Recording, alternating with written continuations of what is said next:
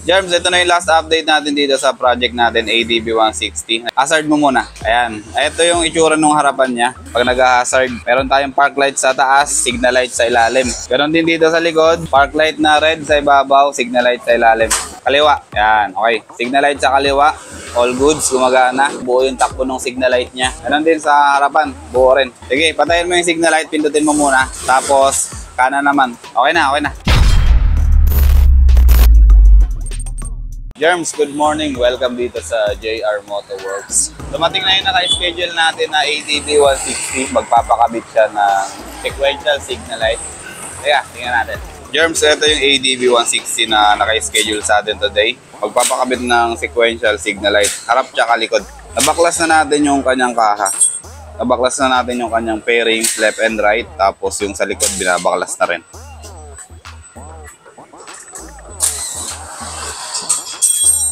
Kailangan natin baklasin yung fender sa likod para may kabit natin na maayos yung signal light niya.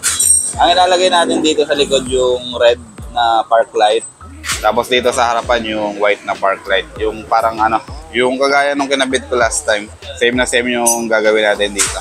Ito, ipapakita ko sa inyo yung sequential signal light na ikakabit natin. Ganito yung itsura niya. Ganito yung itsura nung sequential natin. Sa ilalim, signal light. Sa ibabaw, park light. Ito, ang kulay nito ay pula. Ito yung ilalagay natin sa likod. Tapos, ito naman ay kulay white. Yung kanyang park light. Ito naman ay sa harapan. Itong signal light na to, plug and play na talaga to kung hindi natin isasama yung park light. Kasi yung park light niya, automatic talaga, iwawirein pa natin ng bago para papagana natin siya. Pero yung running niya, yung running signal light niya, okay naman. Plug and play, wala na tayong i-modify dun sa flasher relay ng motor. Okay na to. Itong sequential na to, talagang tamang-tama lang siya dito sa ADB 160 tsaka ADB 150. May iba kasing sequential na nagkakaproblema kami pag kinakabit namin kasi kadalasan putol. Pag patay yung makina, buo siya, tumatakbo ng buo. Pero pag nakabukas na yung makina, pag tumataas na yung voltahe ng motor, nagiging kalahati na lang yung running dito. So hindi ko alam sa inyo kung na-experience na yan, pero ganun yung na-experience namin dito sa shop. Kaya nung kumuha kami ng supply na ganito, ito talagang saktong-sakto lang sa ADB 160. Wala na tayo kailangan modification dito. Yung signal light niya, plug and play lang. Kung ano yung wire na nandun, yun na rin yun. Ang kailangan lang natin i-wiring ay yung kanyang park light.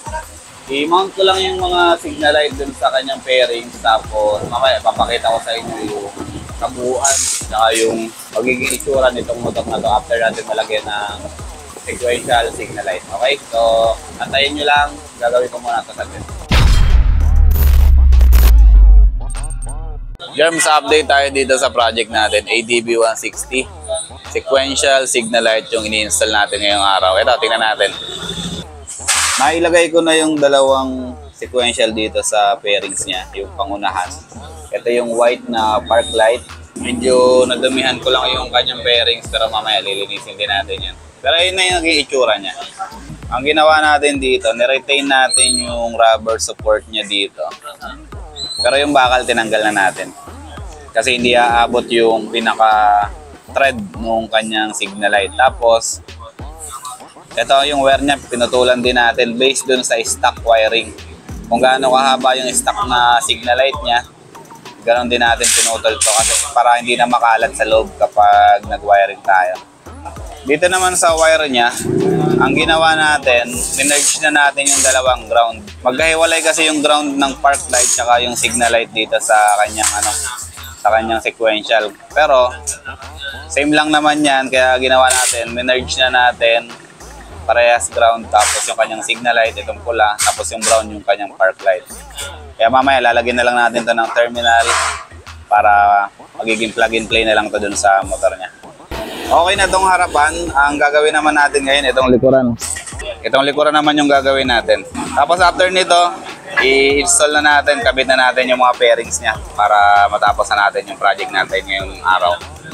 Okay, antay-antayin nyo lang yung project natin ngayong araw. Malapit na naman ito matapos. Gawin ko lang yung signal light sa likod, tapos kabit na natin lahat. Sabay-sabay na. Germs, update tayo dito sa project natin, ADB160, installation of sequential signal light. Tingnan natin yung wiring na ginawa natin dito. Eto, naglagay tayo dito ng bagong wire, yung kanyang after ignition power, yung para sa park light. Kaya nilagay natin ng bago. Itong kulay green na to. Tapos ito, yung sisting niya, yung stock niya, yan pa rin yun. Tapos ito, nilagyan natin ng bagong terminal. Same lang din dito sa kabilang side. Yan na, nilagyan na natin ng terminal para plug and play na rin. Just in case, magtatanggal pa rin tayo ng kasi may ano to eh, may planong magpalagay ng MDL tsaka busina. Pag magtatanggal tayo ng syempre dapat ano pa rin siya, di-plug pa rin siya or quick release pa rin siya. Parang ganda pa rin yung concept. Ngayon, tingnan natin yung mga ginawa natin dito sa fender niya. Ito yung likod, rear fender niya. Nilagyan na natin ng mga terminal. Yung signal light. Ito yung sa kaliwa, yung dilaw. Ito sa kanan, yung blue. Tapos yung park light niya, ayan, nandiyan na. Nakatap na siya dito sa kanyang plate number lights. Ito. Nakatap na siya dyan. Diyan na natin nilagay para ganito pa rin siya. Detachable pa rin yung fender kung sakasakaling mag-maintenance tayo. Okay? So, ayan yung itsura niya. Plug and play pa rin lahat. Wala tayo naka-steady, wala tayo naka-permanent dyan. Lahat dyan, naka-terminal na dihugot lang. Dito naman sa pairings niya, ganun din. Ayan, naka-terminal na siya, ground, tapos park light, tapos yung signal light niya. Same lang din sa kabilang side. Okay na rin yan, naka-terminal na rin. Basta yung concept natin sa mga kinakabit natin na ganito, dapat ganun pa rin, plug and play pa rin, dapat detachable pa rin. Para sa maintenance, madali lang natin magawa yung trabaho natin. Okay. Ngayon, ibabalik ko na yung mga kaha niya. Tapos, ano na to, good to go na to. Ipapakita ko na lang sa inyo yung sample mamaya kapag tapos na natin trabahoin to.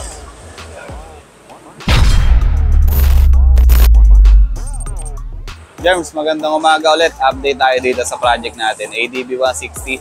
Okay na, naikabit ko na yung dalawang sequential signal light niya, yung front at yung rear. Ito, tingnan natin yung sample. Bye! Hindihan mo nga muna. Ipapakita lang natin yung sample. Okay. So, ganyan mo lang, okay na yan. Okay na to. Ito yung sample natin, nandito na yung sequential niya. Nandito yung red na park light. Tapos dito naman sa unahan yung white na park light. Ngayon, ito, i-start natin. Or ano na lang, hazard na lang natin. O yan. Alright, naka-hazard siya dito sa harapan. Tapos ito, kagandahan ito, kompleto. Naaabot niya yung dulo. Ganon din dito sa likod. Abot niya rin yung dulo. Buo yung running light natin sa signal light. Okay. Bye. Sige, anuin mo na. Buuin mo na to para matapos na. Germs, okay na to. Antayin na lang natin mabuo ni Bomba yung motor. Tapos ipa-final inspection natin. Tapos final testing natin yung motor pagkatapos niya mabuo. Para masigurado natin na okay na lahat yung ilaw na ikabit natin na maayos. Tapos wala tayong magiging problema dito. Okay, update tayo mamaya pag okay na to. Germs, ito na yung last update natin dito sa project natin, ADB160. Nag-install tayo ng sequential signal light, harap tsaka likod. Sige, patayin mo muna yung signal light. Okay. So, hazard mo muna siya. Hazard mo muna. Ayan. Ito yung itsura ng harapan niya. Pag nag-hazard, meron tayong park light sa taas, signal light sa ilalim. Ganon din dito sa likod. Park light na red sa ibabaw, signal light sa ilalim. Okay. Patayin mo yung patayin mo yung hazard. Kaliwa. Yan, okay. Signal light sa kaliwa. All goods, gumagana. Buo yung buo yung takbo ng signal light niya. Ganun din sa harapan, buo rin. Pandarin mo yung motor para pandarin mo. Start mo lang. Okay. Sige, patayin mo yung signal light, pindutin mo muna. Tapos kanan naman. Okay. Okay na. Sige, patayin mo na.